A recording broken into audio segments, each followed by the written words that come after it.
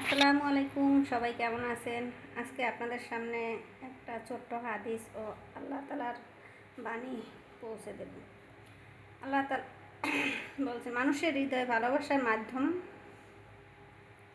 জানতে বলছেন। কোরআনে আয়াতে বলছেন, যারা আমার আয়াতে বিশ্বাসী তারা যখন তোমার কাছে আসে তখন তাদেরকে তুমি বলবে তোমার প্রতি শান্তি বর্ষিত হোক, মানে সালাম দিতে হইবে। প্রথমেই সাক্ষাৎ করলে সালাম দিতে হইবে। মানুষের হৃদয়ের ভালোবাসা বৃদ্ধি করার অন্যতম মাধ্যম হলো সালামের ব্যাপক প্রসার করা। একে অপরকে ভালোবাসার মাধ্যমে মুমিন হওয়া যায়, আর মুমিন ব্যক্তিরাই জান্নাতবাসী হবে ইনশাল্লাহ। সুবহানাল্লাহ। আল্লাহ রাসূল সাল্লাল্লাহু আলাইহি ওয়াসাল্লাম বলছেন, তোমরা ইমানদার না হওয়া পর্যন্ত জান্নাতে প্রবেশ করতে পারবে না, আর তোমরা পরস্পরকে না ভালোবাসা পর্যন্ত মুমিন হতে পারবে না।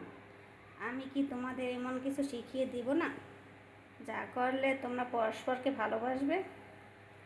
তা হলো তোমরা নিজেদের মধ্যে ব্যাপক সালামের প্রসার ঘটাও।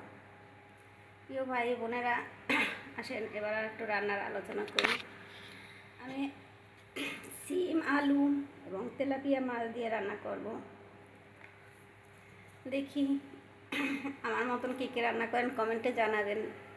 আমি এভাবেই রান্না করি সবসময়।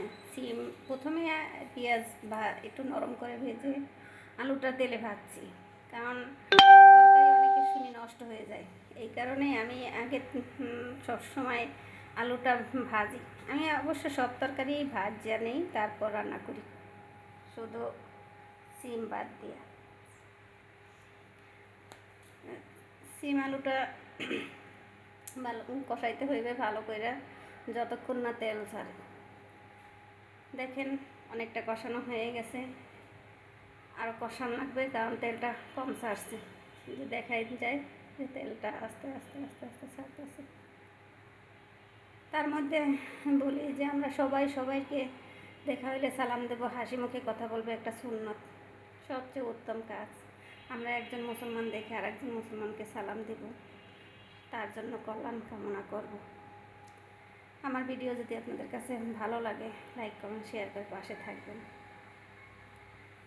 সুন্দর করে কষানো হয়েছে। এখন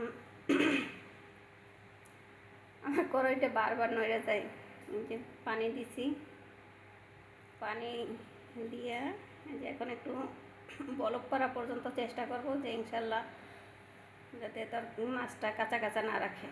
ভালো থাকবেন।